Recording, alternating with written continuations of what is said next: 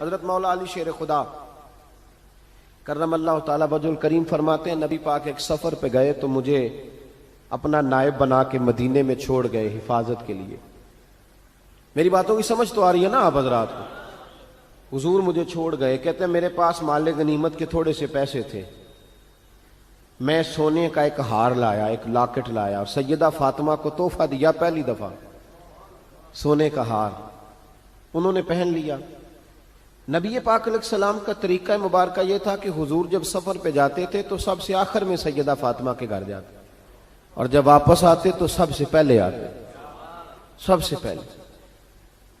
حضرت علی کہتے ہیں قاصد آیا، اس نے آ کے بتایا کہ کل نبی پاک واپس آ جائیں گے. سیدہ فاطمہ بڑے دنوں سے انتظار کر رہی تھی کہ حضور آئے نہیں، اتنے دن ہو گئے. جب جا کے بتایا نا کہ کل حضور آئیں گے تو کہتے سیدہ نے صبح سے صفائیاں شروع کر دی، کھانا پکایا اپنے محبوب کے لیے، حضور کے لیے بہترین کھانا بنایا اور بہت ساری تیاری کی. کہتے ہیں حضور آئے، حسب روایت حسب عادت، وہی مبارک عادت جو محبوب کی ہمیشہ سے تھی. نبی پاک آئے، پہلا قدم سیدہ فاطمہ کے گھر میں رکھا، السلام علیکم کہا اور سیدہ نے وعلیکم کہا تو حضور نے ان کا چہرہ دیکھا تو واپس چلے گئے. حضرت فاطمہ رونے لگ گئی. مولا علی شیر خدا کہتے ہیں میں گھر آیا تو بی بی صاحبہ زاروں قطار رو رہی. فاطمہ کیا ہوا؟ کالی پتہ نہیں، حضور سلام لیا واپس چلے گئے، ایسا کبھی ہوا ہی نہیں، پتہ تو کریں. شیر خدا کہتے ہیں میں مسجد میں گیا تو نبی پاک بھی ایک کونے میں بیٹھ کے رو رہے تھے. میں نے کہا یا رسول اللہ آپ یہاں رو رہے ہیں، فاطمہ وہاں رو رہی ہے، بات کیا ہے؟ تو نبی کریم علیہ السلام نے فرمایا وہ میری بیٹی ہو کے سونا پہنتی ہے، اگر فاطمہ بھی سونے سے پیار کرے گی تو امت کی غریب بیٹیاں کدھر جائیں گی؟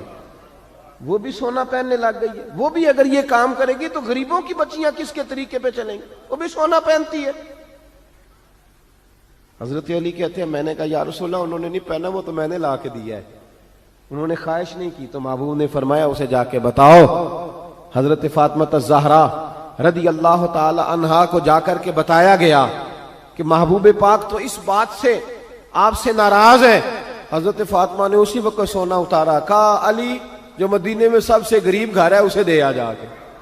بھائی نبی پاک نے انہیں سادگی میں رہنا، پاکیزگی میں رہنا سکھایا، انہیں حسن سکھایا، انہیں عبادت سکھائی. نبی پاک علیہ السلام، یہ تو ساری دنیا بیان کرتی ہے کہ امام حسین نبی پاک کے کندھے پہ بیٹھ جاتے تھے سجدے کے عالم میں تو 72 تسبیحیں حضور پڑھتے تھے. پتہ ہے حضور سکھاتے کیا تھے؟ نبی پاک امام حسین کو سجدہ کرنا سکھا رہے تھے. حضور سجدہ کرنا سکھا رہے تھے، سجدہ کرنا. پورے کربلا کے واقعے میں کسی جگہ بھی امام حسن اور امام حسین نے کسی ایک مقام پہ بھی یزیدیوں سے کوئی مطالبہ نہیں کیا، کوئی بات نہیں منوائی، کہا جو تمہاری مرضی. ایک بات صرف کی، ایک گزارش، توجہ ہے میری بات پر، ایک بات صرف کی، ایک مطالبہ رکھا. جب 9 محرم کو عمر بن سعد نے، شمر نے، ان سب نے کہا نا کہ حسین یا اب بات ختم ہو گئی، یا بیعت کرو یا جنگ کرو، تو امام حسین نے فرمایا مجھے ایک رات کی مہلت دو. علی کے بیٹے مہلت مانگ سکتے ہیں؟ بولے نا یار، مہلت مانگتے تھے وہ، کیا ضرورت تھی؟ امام حسین نے فرمایا مجھے مہلت دے، ایک رات رہ گئی ہے، میں راج کے سجدے کرنا چاہتا ہوں. سجدوں کے لیے مہلت مانگی، سجدوں کے لیے. توجہ ہے میری بات پر؟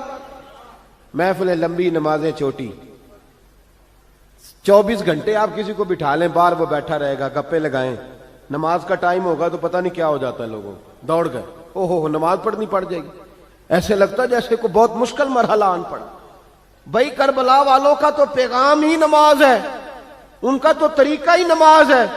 امام حسین نے کہا ایک رات کی مہلت، فقط اس لیے کہ میں کھل کے نمازیں پڑھ لوں. ساری رات بڑی باتیں تھی نا، بڑی باتیں. سیدہ زینب سے دکھ سکھ کر سکتے تھے ساری رات، امام زین العابدین کو بڑی باتیں بتا سکتے، بڑا کچھ ہو سکتا تھا. لیکن امام زین العابدین کہتے ہیں ساری رات حسین ابن علی نے سر سجدے سے نہیں اٹھایا.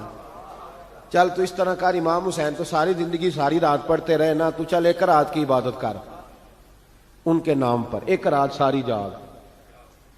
نہیں نا تسی ہاں کی تھی، ایک رات کہی ہے میں نے، بڑا مشکل ہے ہمارے لیے. آپ یقین کریں مسلح اور پھر کسی نے ہمیں کان میں بتا دیا ہے کہ تسی نسبت آ لے ہو, تسی بخشے ہو. اے کوئی پکی گل دس گیا ساری, اس میں کوئی شک نہیں کہ نسبت سے بخشے جائیں گے. لیکن امام حسین ڈائریکٹ نواسے ہیں نبی پاک کے. اگر وہ نسبت کے باوجود بھی ساری ساری رات نماز پڑھتے ہیں, تو کس قسم کا نسبت والا ہے کہ 10 محرم کو بھی تیری ساری قضا ہو جاتی ہے, ساری قضا چھٹی, ہم نسبت والے ہیں. بس نسبت کا یہ معیار ہوتا ہے. نسبت کا معیار یہ ہوتا ہے کہ جو محبوب نے کیا وہ ہم نے کر کے چھوڑنا ہے, وہ کام کرنا ہے.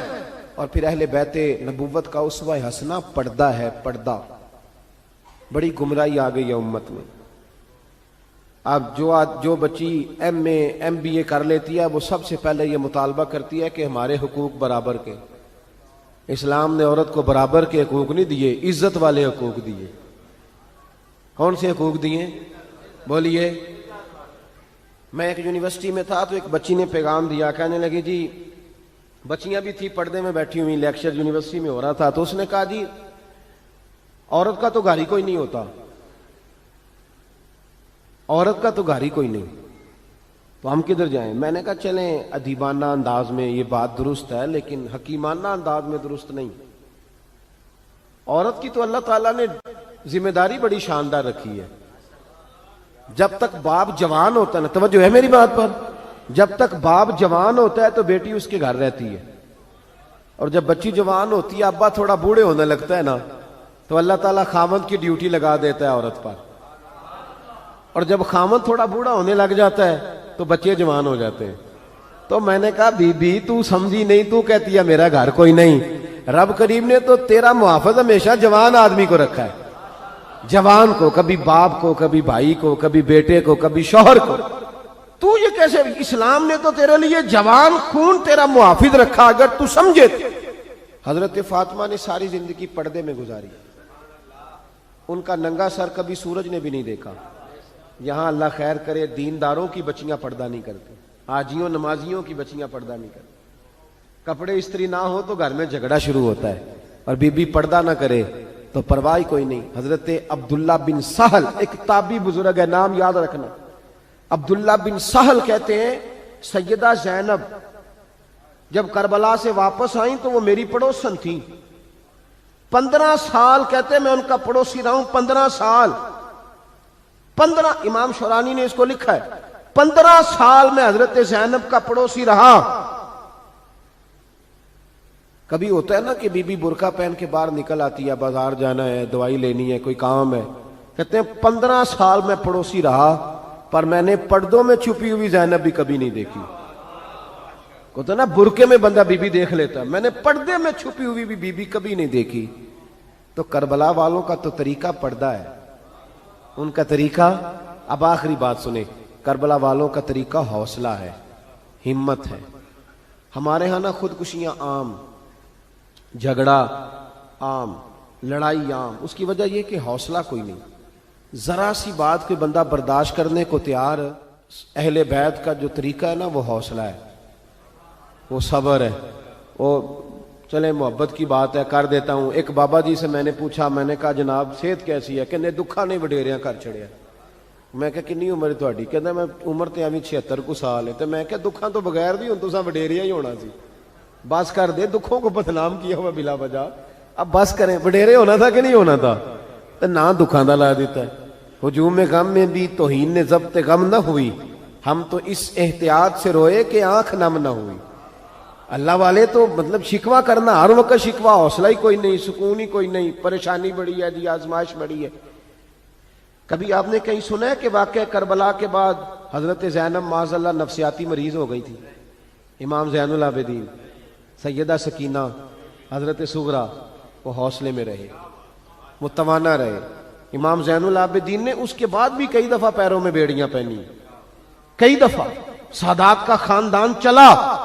یہ جو داتا علی اجویری نے آ کے آپ کو کلمہ پڑھایا یہ بھی سید زادے ہیں. سیدوں کا قافلہ رکا نہیں, یہ خواجہ اجمیری بھی سید زادے, غوث پاک جیلانی بھی سید زادے. یہ سادات کا سلسلہ چلتا رہا. بار بار آ کے امت کی قیادت کی ان لوگوں نے. جب دیکھیں نا یہاں کسی بندے کا کٹا ہوا ہاتھ پھینکا جائے نا, بلکہ انگلی پھینک دی جائے, تو لوگ ڈر کے بھاگ جائیں گے، کسی کا، اپنے کسی کا نہیں، کسی کا، کیونکہ انسان کا وجود کٹ جائے تو دہشت پیدا ہوتی، آپ ڈر کے بھاگ جائیں گے۔ امام حسین کا کٹا ہوا سر، توجہ ہے میری بات پر؟ ذرا غور کرنا، بندے کا سر کٹ جائے، ہم سنتے ہیں بات پر غور نہیں کرتے۔ دھاڑ ان کا پڑا تھا کربلا میں، کٹا ہوا سر، زلفیں، پگڑی، کٹا ہوا سر نیزے پہ، آگے آگے سر جا رہا ہے، پیچھے سیدہ زینب جا رہی، با پردہ یزید کے دربار میں پہنچی، بی بی صاحبہ پردے میں بیٹھ گئی۔ یزید کہنے لگا دیکھ لو اللہ نے مجھے عزت دی اور میرے دشمنوں کا معاذ اللہ کیا حال ہوا۔ جب اس نے یہ کہا نا تو حضرت نعمان بن بشیر صحابی بیٹھے تھے، اور ساتھ کہتے ہیں میرے ایک نابینا صحابی بھی بیٹھے تھے۔ حضرت نعمان بن بشیر کہتے ہیں کہ جب اس نے یہ کہا نا کہ اللہ نے مجھے عزت دی اور نقل کفر کفر نہ باشد، میرے دشمنوں کا یہ حال ہوا، تو کہتے ہیں سیدہ زینب وہاں سے اٹھ کے کھڑی ہو گئی، با پردہ سیدہ زینب کھڑی ہوئی، اور فرماتے ہیں اس طرح نہیں کھڑی ہوئی کہ بیبیاں روتی ہیں تو کہتی ہیں ہائے یہ ہو، اس طرح نہیں، حوصلہ، ہمت، اور جس طرح کوئی سیاںا خطیب خطبہ پڑھتا ہے اس طرح سیدہ نے خطبہ پڑھا، پہلے اللہ کی حمد کی، پھر نبی پاک پہ درود پڑھا، اور پھر قرآن پاک کی آیت پڑھی وَتُعِزُّ مَن تَشَاءُ وَتُذِلُّ مَن تَشَاءُ، یہ آیت پڑھی۔